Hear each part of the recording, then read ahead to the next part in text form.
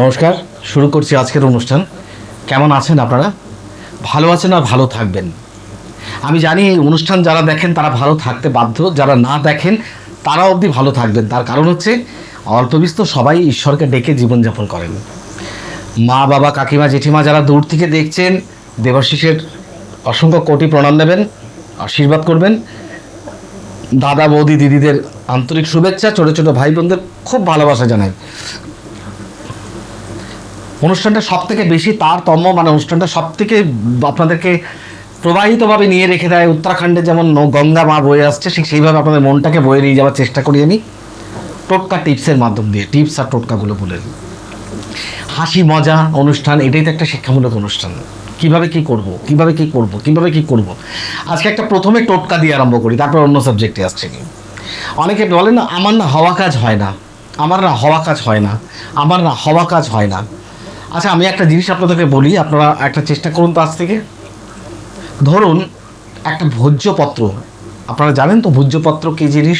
ভোজ পাতা, যেটা দশকর্মার দোকানে পাওয়া যায়। আমার অনুষ্ঠানটা কিন্তু খুব সিম্পল, মানে খুব হাই ফাই কিছু না, কিন্তু ভালো করে মন দিয়ে শুনুন, ভালো লাগবে। ভোজ পাতা, ভোজ পাতার যে কোনো পাতার চারটে তো কোনা হবে, এরকম চারটে কোনা হয়।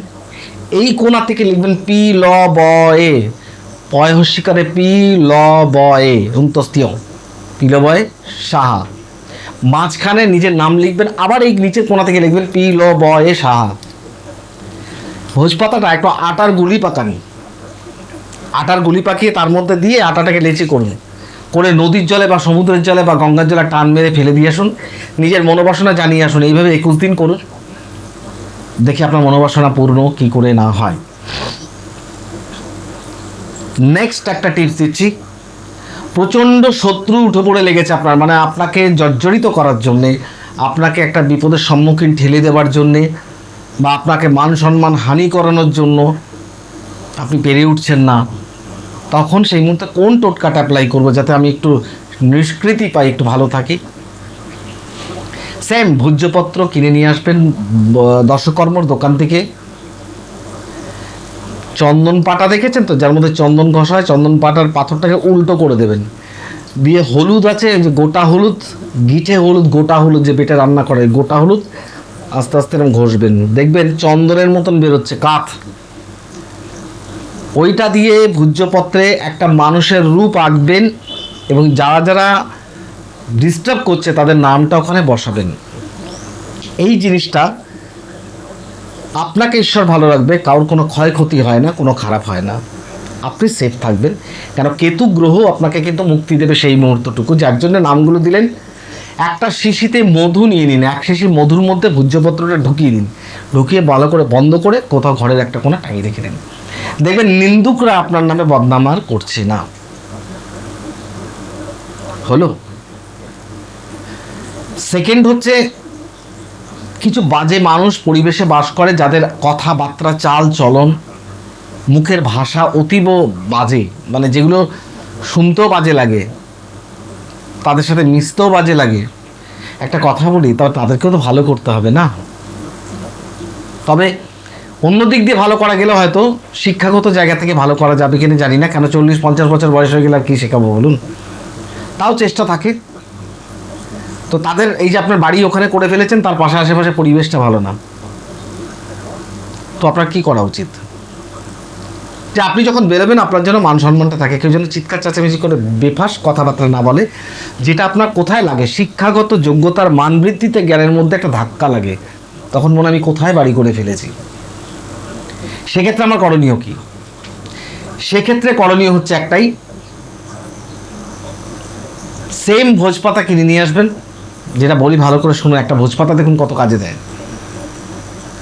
সেম ভোজপাতা কিনে নিয়ে এলেন, ভোজপাতার মধ্যে লাল কালি দিয়ে যাদের নামগুলো লিখবেন, সামান্য একটু সন্দক লবণ দেবেন, দিয়ে হলুদ সুতো দিয়ে মুড়বেন, মুড়ে অন্তত মাটির তলায় এতটা গর্ত করে পুঁতে চাপা দিয়ে দেবেন। দেখুন সবাই শান্ত থাকবে, ওরাও শান্ত, আপনিও খুশি, তারাও খুশি। তৃতীয় একটা টোটকায় আসছি। একটা কথা বলে রাখি, টোটকা কিন্তু এক টোটকা বারবার করবেন না, তাহলে কিন্তু ওটা কাজ করবে না। আর এইসব টোটকাগুলো যে বললাম, বিশ্বাসে মিলায় বস্তু, তর্কে বহুদূর। ঈশ্বরের পথের প্রতীক হলে ট্রাই করতে পারেন, করতেই হবে এর কোনো মানে নেই, চেষ্টা করতে পারেন, দেখতে পারেন। বাড়িতে কাউকে আপনি হারিয়ে গেছে, খুঁজে পাওয়া যাচ্ছে না, বা কেউ বাড়ি থেকে চলে গেছে, তাকে ফিরিয়ে আনা যাচ্ছে না। একটা টাইম ছিল আমার, একটা টাইম গেছে, আমি করতাম পুজো, বাড়ি থেকে কেউ পালিয়ে চলে গেছে, দীর্ঘদিন হয়ে গেছে, যখন আমার কাছে আসতো যে দাদা কি করা যায়, তখন আমার কাছে একটা দশমহাবিদ্যা অষ্টদশমহাবিদ্যা পুজোগুলো করি, তো তার একটা একটা সাবজেক্ট আছে। আর কিছু ইসলামী ভাইদেরও পুজো আমি কিছু যেগুলো জানি, যে কাজগুলো তদবির সেগুলো জানি, সেগুলো করি। তো সেক্ষেত্রে আমার কাছে মক্ষম মক্ষম জিনিস ছিল, যেগুলো শুনলে অনেক লোক পালিয়ে যেত। ওই একটা বালতি আনতাম, আর পুরোনো দিনে গ্রামে বলতাম, গ্রামগঞ্জে যেতাম, যে কুয়োতে জল নেই, গর্ত আছে, ওই বালতির মধ্যে কিছু কাজ করতাম, কিছু কাজ করে একটা কাগজে নামটা লিখে দিতাম খালি, ওদেরকে বলতাম দড়ি দিয়ে বালতিটা ফেলো, নিচের দিকে ফেলতে থাকো। যখন বালতিটি অন্ধকারে চলে যেত, যদি ওখান থেকে হাসির আওয়াজ আসে, তাহলে সেই মানুষটি বেঁচে আছে, তাকে ফিরিয়ে আনা পসিবল। আর যদি কান্নার আওয়াজ আসে, তাহলে সে আর বেঁচে নেই, তাকে ফিরিয়ে আনা যাবে না। এগুলো এরই নমুনা অনেক হয়ে গেছে আমাদের পশ্চিমবঙ্গের প্রচুর মানুষ জানেন, এগুলো অনেক পুরনো কাজ ছিল আমার। তো আমি যখন ছোট থেকে করতে করতে করতে করতে এখন এখন আমার কাছে একটা সব কিছুর একটা চ্যালেঞ্জের মোকাবিলা করেছে। কীরকম বলুন তো, কেন আপনি এই প্রবলেমে ফেস করবেন যদি আপনাকে রিকভার করা যায়? কেন কাজ করবে না দেবদেবীর পুজো? ওনার করছে তো আপনার করবে না কেন? ওনার করছে তো আপনার করবে না কেন? করতে বাধ্য। এই জায়গাটা সচ্চা আছে না, যার জন্য পুজোটাও সচ্চা হয়, ওই জন্য জিনিসটাও কাজটা করে ভালো। তো এই যে টোটকাটা করলেন, তাতে কি হলো? এই ফিরিয়ে আনার ব্যাপারটা, ধরুন বাড়ি থেকে চলে গেছে, আসছে না, বা হারিয়ে গেছে, তার কোনো জামা কাপড় বাড়িতে আছে, শনিবার মঙ্গলবার করে জামা কাপড়টা একটুখানি রোদের মধ্যে রেখে দিন, তারপরে একবার ধূপকাঠি ধরিয়ে 17 বার বাঁ দিক থেকে ঘোরাবেন, ঘুরিয়ে একটা মাটির ঘটের মধ্যে জামা কাপড় ঢুকিয়ে দিয়ে মুখটা ভালো করে বন্ধ করে কোনো গাছের পাশে এত এক হাত গর্ত করে পুঁতো দিন। বাড়ি থেকে না বলে পালিয়ে গেলে ঠিক চলে আসবে, কোনো চিন্তা নেই। খুশি তো আপনারা পেয়েছেন তো আজকে টোটকা অনেকগুলো। এবার আমি আসি একটু তন্ত্রবিদ্যার কথায়। ভালো বিদ্যা, মহাবিদ্যা। তন্ত্রের গুরুকে দেবাদিদেব মহাদেব। তন্ত্রটা কি জন্য অ্যাপ্লিকেশন করা হয়? অ্যাকচুয়ালি তন্ত্র মানে কোনো কিন্তু কথা না, তন্ত্র মানে তনু, একে অপরকে যে ত্রাণ করে তাকে তান্ত্রিক বলা চলে। এছাড়া কিন্তু তান্ত্রিকের কোনো কথা ডেফিনেশন আমি আগেও বলেছি, এখনও বলছি, পূজারই বলতে পারেন, যে পুজো জানে সেই তান্ত্রিক হতে পারে। তান্ত্রিক মানে এটা না যে উল্টো কাঠকে আগুন লাগিয়ে হোম করা, তাকে তান্ত্রিক বলা চলে, এটা নয়। যে শ্মশানে যেদিকে তার বাড়ি উল্টো দিকে হেঁটে যাওয়া, চলে যাওয়া, সেটা তান্ত্রিক বলে তা নয়। তান্ত্রিক হওয়া মানে পুজোটা নক্ষদর্পণে একদম হাতের কন্ট্রোলে আনতে হবে। দেবাদিদেব মহাদেব থেকে আরম্ভ করে রুদ্রাভিষেক, শাক্তাভিষেক, পিঠন্যাস, অঙ্গন্যাস, করাঙ্গন্যাস, তারপর মাকে ডাকা, এইভাবে ডাকা, আবাহন করা, এইভাবে ডাকা, এগুলো হাতগুলো ক্লিয়ার রাখতে হবে, এগুলো ঝাঁটাঝাট করতে হবে, সেগুলো টাইম অনুসারে করতে হয়। সারা অঙ্গ করা না, শরীরটাকে নিয়ে ন্যাসগুলো করা, নিজের আত্মতৃপ্তি মানে আত্মশুদ্ধি না করলে জানি না বাবা সেই পুজোর কোনো ফল হয় কিনা। ওই যে একটাই কথা বললাম, কলিযুগ, ঘোর কলিযুগ। কলিযুগে ওটাই বেশিভাবে হাসবে, খেলবে, প্রমাণ পাবে, যেটা মিথ্যে হবে। কিন্তু এটা কিন্তু একটা সাবজেক্টে আমি কল্পতরু কামধেনু গ্রন্থ বলে একটা বইতে পড়েছি, যে কলিযুগে এগুলো নাকি বেশি মান্যতা পাবে। কিন্তু আমি আপনাদেরকে একটা কথা বলি, যত এগুলো মান্যতা পাক, তার মধ্যে ভালো জিনিস না থাকলে সমাজ চলবে না, ভালো জিনিস না থাকলে হয় না। ভালো পূজারী বা ভালো কাজের লোক, ভালো তন্ত্রবিদ্যা জানার লোক আছে বলেই কিন্তু আজকে কাজগুলো হচ্ছে। সমাজে 5টা ভালো লোক বা 2টো হলেও ভালো লোক আছে বলে কিন্তু সমাজটা চলছে। 10টা স্কুল টিচারের মধ্যে 4টে স্কুল টিচার ভালো আছে বলে আজকে স্কুলগুলো চলছে। 10টা ডাক্তারের মধ্যে 6টা ডাক্তার ভালো আছে বলে আজকে ডাক্তারি প্রফেশনটা চলছে। সবাই কি খারাপ? নিশ্চয়ই নয়। ভালো আর মন্দ, নেগেটিভ আর পজিটিভ দুটো যতক্ষণ না এক জায়গায় হয়, ততক্ষণ কিন্তু স্পার্কিং লাইটটা দেখা যায় না। সুতরাং খারাপ ভালো মন্দ দুটো মিলিয়েই থাকতে হয়। যেমন রামায়ণ মহাভারত, তেমন কোরআন আর বাইবেল, সেম। তো এই যে পুজো, এই যে কাজ, এইগুলো যদি বলতে হয়, তাহলে আপনাকে প্রথম শুরু করতে হয় দেবী কোথা থেকে। দেবী সতীর্থ, নীলাচলবাসিনী দেবী কামরূপ কামাখ্যা। ইনার এখান থেকে কি করে পুজো সাধনা করে, কি করে মানুষ করে, কি করে দাঁড়ায়, কিভাবে কি হয়, এটা জানা অতীব দুরূহ। তবে একটা কথা বলতে পারি, যোনিপীঠ হচ্ছে তন্ত্রের উত্থান পীঠ। বলে না, মাধ্যমিক পাশ না করলে উচ্চ মাধ্যমিকে যাওয়া যায় না। সুতরাং এই কামাখ্যা তীর্থ মায়ের যদি আশীর্বাদ প্রাপ্ত না হওয়া যায়, তাহলে কিন্তু উচ্চ পূজাতে যেতে পারবে না। সেকেন্ড, আবার কিছু কিছু জিনিস আপনারা ভাবুন, আমি বুঝাই আপনাদেরকে, মানে আমার কাছে এত ইন্টারেস্টিং লাগে।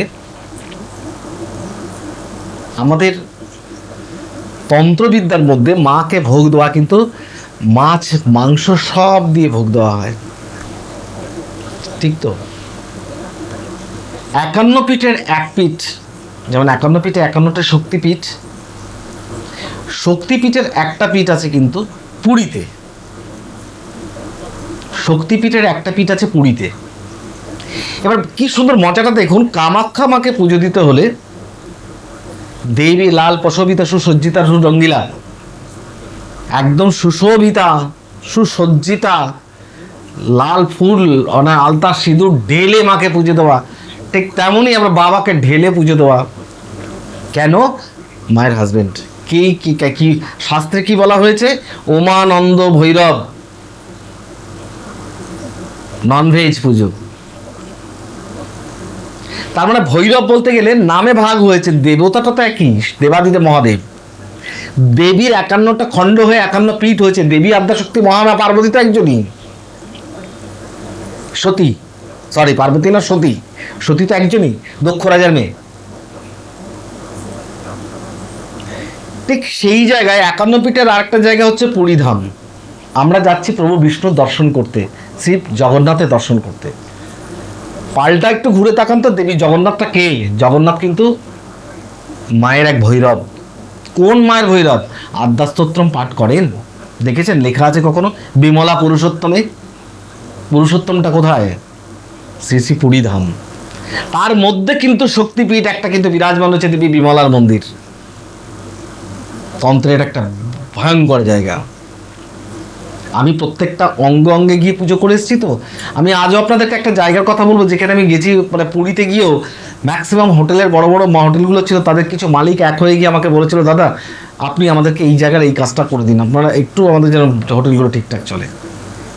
যা যে অনেক সমুদ্র মন্থরে, অনেক সমুদ্র তটে অনেক বড় বড় হোটেল রয়েছে। তো আমি জায়গা খুঁজে বের করেছিলাম যে আমি উগ্র তারাতে গিয়ে পুজো করব। একটা আশ্চর্যজনক জায়গা, মানে ভাবলেও একটু চিন্তা লাগে। জঙ্গলের ভেতর দিয়ে পুরী থেকে 3 ঘন্টা মতো যেতে লাগে, 2.5 ঘন্টা 3 ঘন্টা। একটা জঙ্গলের কাছে গিয়ে গাড়িটা থামাতে হয়।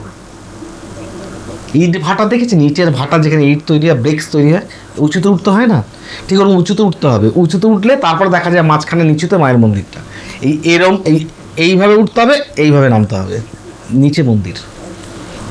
ভাবুন, আর ওপর দিয়ে চারিদিকে জঙ্গল আর জঙ্গল। সে হচ্ছে উগ্রতারা। সেখানে সহজে কোনো কেউ যায় না। ওখানকার কিছু স্থানীয় বাসিন্দা, কিছু পুরোহিত আছেন, তারা পুজো টুজো দেন। আর ওই জঙ্গলের পাশে 2-4টে দোকান আছে, ব্যাস এই অবধি।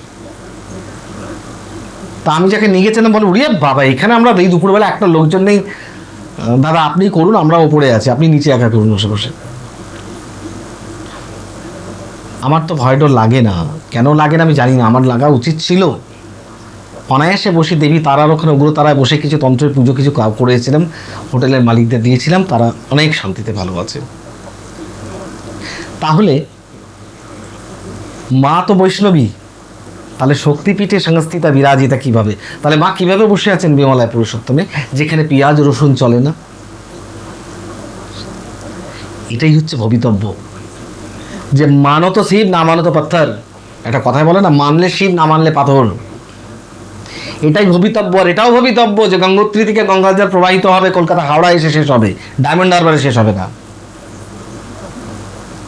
এটাই ভবিতব্য যে গঙ্গাকে উল্টো ব্যাক করে দিয়ে পাঠানো যাবে না, মা বিমলাকে ওখান থেকে তুলে দিয়ে উগ্র তারাতে বসানো যাবে না, আর প্রভু জগন্নাথকে ওখান থেকে সরিয়ে নিয়ে হাওড়া ব্রিজের পাশে রাখা যাবে না। প্রভু ওখানে আছেন, ওখানেই থাকবেন। কোটি মানুষ তার দর্শনে পাগল, কেন? প্রভুর আশীর্বাদ প্রাপ্ত হওয়ার জন্য। ঠিক যারা যাচ্ছেন তাদেরকে মা বিমলা দর্শন করতেই হয়। আর মজাটা কোথায়, এখানেই আমি বলি, দেখুন দেব দেবীদের এই যে পড়াশোনাগুলো বই শাস্ত্র পড়লে কি হয়, প্রথম হচ্ছে দেবী পীঠে গেলে তাকে বলে যে ভৈরব দর্শন করা একান্ত কর্তব্য। যেমন কামাখ্যায় গেলে উমানন্দ ভৈরব, কালীঘাটে গেলে নকুলেশ্বর ভৈরব। কিন্তু এখানে দেখুন মায়ের দর্শনে যাচ্ছে না কেউ, যাচ্ছে প্রভুর দর্শনে। প্রভুর দর্শন করতে গিয়ে ফেরার পথে মায়ের দর্শন হয়ে যায়। এই যে পলিটিক্সটা না এনাদের, এটা আমাদের বোঝার বাইরে। তার কারণ হচ্ছে এই জন্যই এনারা সুপার ন্যাচারাল পাওয়ারের ওপরে চলে গেছে, একদম ব্রহ্মাণ্ডটাকে এরা ধরে রেখেছে স্মৃতি। এটা যে বুঝে গেছে সে চলে গেছে ওপরে। ঠিক তেমনই এই যে কামাখ্যা ধামে যখন পুজো করি তখন তো কারোর প্রচণ্ড শত্রুতা বেড়ে গেছে, মানে একদম কোর্টে মামলা চলছে, কোনো মতে হচ্ছে না। কয়েকশো মামলার পুজো আমি করেছি, দেবী বগলা পুজো, ধোমাবতী পুজো, ছিন্নমস্তা পুজো। একটু দেখে নিতে হয় কোন পুজোটা করা ওনার পক্ষে বেটার, সেই কাজগুলো। ওই যে কামাখ্যা মন্দিরে সব সকাল থেকে বিকাল অবধি অনেক নতুন জন যায়। আমরা তো ওখানে সকালবেলা চায়ের দোকানটায় বসে একটু চা খাই, এসে আমাদেরকে জিজ্ঞেস করে, বলতে পারেন দাদা ভালো তান্ত্রিক কোথায় পাবো? আমরা দুজন চারজন বসে থাকি, বসে আমরা কথা বলি, চুপ হয়ে যাই, কে জানে বাবা কোথায় বলতে পারবো। এবার আরও কিছু লোককে জিজ্ঞেস করলে তারা বলবে আমরা জানি না, কারণ তারা দোকানদারি করবে না, এইসব তান্ত্রিকের খবর দিতে থাকবে। চাচা আপন প্রাণ বাঁচা। এইবার পড়লো কার কাছে? কিছু একটা অসাধু লোকের কাছে গিয়ে বললো, কি একটা কালো পোশাক পরে বসে রয়েছে, হয়তো দেখা যাচ্ছে ওই তখন একটু হেঁটে চলে বেড়াচ্ছে, তার 1 ঘন্টা আগে ভিক্ষা করছিল। তাকে গিয়ে বলতো তান্ত্রিক কোথায় পাওয়া যাবে? ও তখন বড় বড় চোখ করে একটু ভয় দেখিয়ে দিল, হয়ে গেল, ব্যাস ও এই তান্ত্রিক। এবার যা পাইলো 200-100 টাকা পেলো, তান্ত্রিক সে পেলো তো সব করে দেবো বলে একটা মায়ের ফুল দিয়ে দিলে, যাও ফিরে চলে এলো। তার মানে কি তার ডেস্টিনিতে মা কামাখ্যা যতটা লিখেছেন তার 1 কাঠি ওপরে তার যাওয়ার ক্ষমতা নেই। আপনার যদি 1000 ইচ্ছা থাকে যে আপনি কামাখ্যা যাবেন, আপনি যেতে পারবেন না। আপনার যদি 1000 ইচ্ছা থাকে দেবাশিস মুখার্জির সঙ্গে দেখা করবেন, কোনোদিন করতে পারবেন না। যতক্ষণ না আপনাকে আপনার কপালে সে লিখে দিয়েছে আমার সাথে দেখা হওয়ার, ততদিন আপনার হতে পারে না। আপনি ট্রাই করুন, আজকে থেকে ট্রাই করে যান। আমাকে এসে বলতে আপনি বাধ্য যে আমি বেরোনোর মতো একটা না একটা বাধা এসেছে। আর আমার কপালে যদি না উনি লিখে দেন যে আপনার সঙ্গে দেখা না হয়ে আমার মুক্তি নেই, তাহলে আজ না হোক কাল না হোক পরশু হলো কোনো দেশের কোনো 4 রাস্তার মুখে হলে আপনার সাথে আমার দেখা হবে। আপনার সাথে দেখা করে আপনার কথা শুনে তবেই আমাকে মরতে হবে। এই সব সিস্টেম ওনার তৈরি করা। হ্যান্ডেলটা শুধু ধরে রেখেছেন উনি, বাদবাকি ছাতার যত তার কাঠি সব কিন্তু জুড়ে রেখেছেন উনি। কার সাথে কার জোড়া, ঠিক ছাতাটা খুললে ভেতরটা যেমন দেখা যায় না, এর সঙ্গে ও জোড়া, ওর সঙ্গে ও জোড়া, ওর সঙ্গে জোড়া, এই জোড়াটা উনি জুড়ে রেখেছেন। শুধু হ্যান্ডেলটা আমাদের হাতে রয়েছে। আর যখন ছাতা উড়ে আমরা উড়ি, ছাতা ভাঙে আমরাও ভাঙে দৌড়াই, এই অবস্থা আমাদের। সতেজ দেবী কামাখ্যা ধামে যে তন্ত্রের পুজোগুলো হয়, মানে আমি যখন পুজো করেছিলাম, মানে প্রথম ফার্স্ট যখন তন্ত্রের পুজোটা আমি করি, মানে একা যখন কোনো মানুষের পুজোটা করি, তখন আমার বয়স হবে 15 কি 16। তখন আমি তখন একা যন্ত্রমন্ত্রের হাত দিয়েছি পুজোতে। এখনও যারা কামাখ্যায় যাতায়াত করেন তারা কিন্তু এখনও কোটিলিঙ্গ নিচে যেটা আছে সেখানে যায় না। একদম নিচে, মানে ওপরে মা বসে আছেন, নিচে সিঁড়ি, নিচে একদম নিচে ব্রহ্মপুত্র নদ, সেখানে একটা ছোট টিনের ঘর আছে। নিহাল বাবা ওখানে সাধনা করেছিলেন, স্বামী সত্যানন্দগিরি সাধনা করেছিলেন, মৌনী বাবা করেছিলেন, প্লাস আপনাদের ক্ষুদ্র একজন দেবাশিস মুখার্জি ওখানে দীর্ঘ 4 বছর কাটিয়েছিলেন।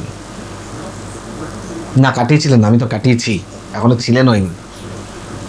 যেদিন হব সেদিনকে বলবেন না, দেবাশিসদাও কাটিয়েছিলেন। তো পুজোর এই যে কানের মধ্যে কোনো লোকে ডিস্টার্ব করবে না, কেউ বলবে না। অনেকে আছে না খুঁতখুঁতে বাতিকের, দেবাশিসদা আমার পুজোটা হচ্ছে তো, দেবাশিসদা আমার পুজোটা হবে তো, দেবাশিসদা আমার পুজোটা হবে তো, এই যে বিরক্তিকর ব্যাপার, এই জন্য আমি ম্যাক্সিমাম লোকের পুজো ছেড়ে দিই, কারণ আমার ভালো লাগে না। ওই যে দল নিয়ে টেনে নিয়ে চলে যাওয়া, চলো হে সদল বলে চলো মহাপীঠ তারাপীঠ। আরে বাবা, তারাপীঠ তো আমিও চিনি, আপনিও চেনেন, সঙ্গে টেনে নিয়ে আমি কী দেখাবো? এসো, আমি সব থেকে বর্ষীয়মান পুজো করতে পারি, আমার পুজো তুমি দেখো। I don't like this. তার কারণ হচ্ছে পুজো একটা অন্য সাবজেক্ট, একটা তন্ত্র গুহ্য বিদ্যা, যে বিদ্যাটা আপনাদেরকে দেখানোর নয়। কেন আপনারা হাসতে খেলতে চাকরি করছেন, সংসার করছেন, শান্তিতে আছেন, এটার জন্যই পুজোটা শেখা, যাতে আপনারা সেটা বজায় থাকে। পুজোটা এটার জন্য শেখা না যে সেটাকে সমলে বিনাশ করা। আমার আজকে যা বয়স আছে তার থেকে বড় অঙ্কের একটা কথা বলি, বহু বড় বড় বর্তমান যুগের বহু বড় বড় সাধক সম্প্রদায় হয়ে দাঁড়িয়েছে কিছু কিছু মানুষ, যারা গৃহিণী ঘরেদের তারা মন্ত্রে দীক্ষা দিয়ে দিচ্ছে। কখনো যারা দিচ্ছেন তারা কখনো ভেবেছেন? আর যারা নিচ্ছেন তাদেরকে বারবার বারণ করি, কেন তারা মন্ত্রে দীক্ষিত হচ্ছেন? কেন সুন্দর সত্যম শিবম সুন্দরমের ঘরটার জায়গায় সুন্দরভাবে আপনি নিয়ে চলে যাচ্ছেন, সেই মহা শ্মশান ডেকে নিয়ে আসছেন? আরে দীক্ষা নেবার জরুরি, দীক্ষা নিতে হয়। দীক্ষা না নিলে পাথরে বীজ পুঁতলে যদি ফলের আশা যেমন করা যায় না, তেমনই দেবদেবীকে পুজো দিলে কোনো ফলের আশা করা যায় না, এটা ঠিক। তার মানে এটা নাকি ছিন্নমস্তা মন্ত্রে, চামুন্ডা মন্ত্রে, তারা মন্ত্রে দীক্ষা নিতে হবে? ইট ইস নট ফেয়ার। যতক্ষণ দীক্ষা হচ্ছে না, বাড়িতে পারদের শিবলিঙ্গ বসে পুজো দিন। আর দীক্ষা আপনাকে কেউ দিতে পারে না এইভাবে। দীক্ষার সময় হবে, আপনার কপালে অটোমেটিক্যালি গুরুদর্শন হবে। এই দীক্ষা বলে কয়ে হয় না, ফ্রেন্ডশিপ করে দীক্ষা হয় না। পুজো শিক্ষা অত সস্তা নয়। 2 মাস 4 মাস 6 মাসের মধ্যে গেলাম পুজো শিখে ফেললাম, এত সস্তা নয়। 2 বছর ঘুরুন আগে। আমি বহু বছর ঘুরেছি বড় বড় সাধকের সাথে। 2 মাস 6 মাস 8 মাসের মধ্যে যে একদম সম্পূর্ণ হয়ে বা অত সস্তা না। এ শেখার অন্য জিনিস। আরে আপনার ভেতরে কতটা পার্টস আছে সেটাকে বাজিয়ে নেয় না। আর আমার ভিতরে কতটা পার্টস ছিল আমাকে অনেক বড় বড় সাধকরা বাজিয়েছিলেন, অনেক বাজে ব্যবহার করেছেন আমার সাথে, কিন্তু আমি ভুলেই হেসে ফেলেছিলাম। বাজায় বাজায়, আমি বলছি বাজায়। সুতরাং এবার আমরা যখন চায়ের দোকানে বসে জানি না, কিন্তু আমরা যখন পুজো করি তখন আমাদের টাইমিং সেট থাকে রাত্রিবেলা 9টার সময় ধূমাবতী মন্দিরে। 6টার পর মা কামাখ্যা ধামটা পুরো ফাঁকা হয়ে যায়, একদম ফাঁকা, হাই সিকিউরিটি জোন হয়ে যায়। কেন? যে বড় বড় কুকুরগুলো বসে থাকে সিঁড়ির মধ্যে, ওটা হচ্ছে হাই সিকিউরিটি জোন। বেশি দৌড়াদৌড়ি করলে ঘ্যাক ঘ্যাক ঘ্যাক ঘ্যাক করে চিৎকার করবে। মায়ের মন্দিরের পাশে, পাঁচিলের পাশে কামাখ্যা দেবতার আশ্রম, তার পাশ থেকে সিঁড়ি দিয়ে নেমে ধূমাবতী মন্দির। পুজোর সিস্টেম কত সুন্দর, আপনি ভাবলে অবাক হয়ে যাবেন। পুজোর কত সুন্দর পুজো, কিভাবে কাজ হয়। হয়তো আমি মায়ের পুজোটা বঙ্গনাশটা করছি, একটা থালায় গোটা 11 রকম ফল ভর্তি থাকবে, শাখা পলা নোয়া, মায়ের সাজ, শাড়ি, বাবার পোশাক, সব পোশাক আশাক। তারপরে সাকি, সাকি মানে কি বলুন? অসমীয়া ভাষা প্রদীপকে সাকি বলে। সাকি বলতে যে সর্ষের তেলটা বা যে তেলটা দিয়ে আমি প্রদীপটা জ্বালাবো, যে ঘিটা দিয়ে জ্বালাবো, তার সুন্দর প্যাকেট। একটা পুজোর জন্য যতটা দরকার সমস্ত সে প্যাকেট সুন্দরভাবে ছাড়িয়ে সঙ্গে সঙ্গে জ্বালিয়ে মাকে আরতি করা। নিচে আরতি করছে, ওপরে একজন হোম করছে, একজন ও চলছে, পরপর একে অপরকে ঘিরে চলছে। একটা পুজো এর আমার সারাউন্ডিং ঘিরে চলছে। সেই পুজোর ফল হবে না? কি বলতে চান আপনারা বলুন তো? হবে না, 100% হবে। আজকে এতগুলো বই লিখেছি পুজোর, কীভাবে পুজো করবেন, নিজের পুজো নিজে শিখুন। এইবার তো পড়ুন বইগুলো। বাস্তুদোষ কীভাবে খণ্ডন করবেন, টুকটাকে জাগ্রত টোনা টোটকা টিপস, লাল কিতাব, শত্রু পরাজয়, ঘরে বসে গৃহিণীদের টোটকা, কোনটা করলে ভালো সংসার থাকবে, আয় বৃদ্ধি করবেন কি করে, বইগুলো পড়ুন। বাড়িতে বসান পারদের শিবলিঙ্গ, বাড়িতে বসান অ্যান্টিক পিরামিড, বাড়িতে বসান হাই পিরামিড। আমি তো বলছি আপনাদেরকে, একটা লোকের গলা কাটা যাবে না, আমার কাছে ভয় নেই। আর এই পুজো তাদেরই কাজ হবে না যাদের মনের মধ্যে মানে কনফিউশন থাকবে। একটা কথা বলে রাখি, তারা যারা আমার কাছে মনে করছেন যে আমি দেবাশিসদের কাছে গেলেই যে দেবাশিসদের কিছু করে দিলে 1 মাসের 1.5 মাসের মধ্যে ধুমাধম রেজাল্ট আসবে, আমি অনুরোধ করবো তারা আমার কাছে আসবেন না। কেন? এরকম কোনো বিদ্যা আমার কাছে নেই। অন্যত্র যান, হয়তো যেখানে আছে সেখান থেকে আপনারা করে নিতে পারেন। আমার কাছে স্বাভাবিকভাবে আসুন, যেটা আমি পারবো পারবো, যেটা পারবো না পারবো না। I have no black magic, আমার কাছে কোনো কালো জাদু নেই। রাস্তায় চলতে চলতে অনেক দোকানে হোর্ডিংয়ে দেখা যায় কালো জাদুর বাদশাহ, রাজা, হিরে, চাকর বাকর এসব লেখা থাকে, আমি জানি না। সুতরাং ডেস্টিনি ক্যানট বি চেঞ্জ। ভাগ্যের চাকা কিন্তু 100% পরিবর্তন আমি করতে পারিনি, কখন পারি না, আমি পারি না, পারলেও পারি না। তার কারণ হচ্ছে কি, উনি বসে আছেন না, উনি তো তৈরি করে পাঠিয়েছেন। উনি পাঠিয়েছেন তবেই তো আপনি আমার কাছে এসেছেন, তাহলে আসতেন কেন? তো চেষ্টা করি কী করে আপনার ভালো কাটবে, কী করে ভালো যাবে। আমি এটা চেষ্টা করি যাতে আপনাদের তারামন্ত্র থেকে কী করে বিব্রত রাখা যায়, আমি আবার এই তারামন্ত্র থেকে দূরে সরিয়ে রাখা যায়, আবার আমি এটা চেষ্টা করি কী করে মা তারার প্রতি আপনাদের ভক্তিটা আনা যায়, আমি এটা চেষ্টা করি কী করে চামুণ্ডা মন্ত্র থেকে দীক্ষা থেকে আপনাকে সরিয়ে রাখা যায়, আবার এটা আমি চেষ্টা করি মা চামুণ্ডাকে ভক্তি সহকারে কী করে আপনারা প্রণাম করবেন, সব চেষ্টা করি। ফল হবেই, হতে বাধ্য। কিন্তু ওই দয়া করে এতগুলো পাথর স্টোন ফোন পড়ে নিজের এটাকে নষ্ট করবেন না প্লিজ। আমার এই কথাগুলো একটুখানি ভাববেন, একটু চিন্তা করবেন।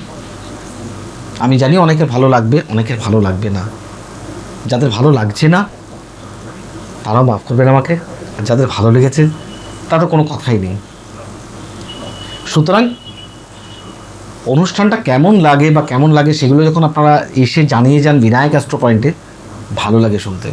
আর যারা যারা কিনতে চাইছেন দেখুন সব 4টে ব্যাংকের অ্যাকাউন্ট নাম্বার যাচ্ছে, সমস্ত জিনিস যেগুলো দেখানো হচ্ছে, যেসব জিনিসগুলো বিক্রি হয় এখানে, যেগুলো ঘরের জন্য, বাস্তুর জন্য, পুজোর জন্য, এই ব্যাংকের অ্যাকাউন্টে টাকা জমা করবেন। কোরিয়ার সার্ভিস চার্জ এক্সট্রা দিতে হবে, একটু ফোন করে নেবেন কত টাকা জমা করতে হবে, কত কোরিয়ার চার্জ।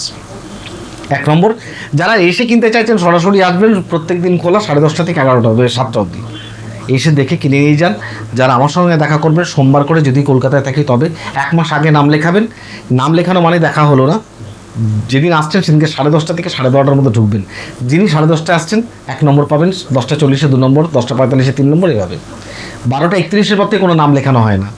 মেন মানসিক প্রিপারেশান নিয়ে আসবেন যে ট্রাফিক জ্যাম হয়ে গেছিলো, রাস্তা চিনতে পারিনি, আগের দিন 10 বার ফোন করে পুরো ম্যাপটা নিয়ে নিন, একদম শোভাবাজারের মেন সেন্ট্রাল রুমের উপরে।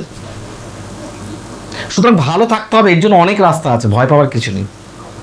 সবাই ভালো থাকুন, ভালো থাকবেন, এটা আশা করে আমি কিন্তু আজ অনুষ্ঠান শেষ করছি। তার কারণ হচ্ছে যে আগামী অনুষ্ঠানে যে আবার দেখা করতে হবে, তবে আজ আসছি। নমস্কার।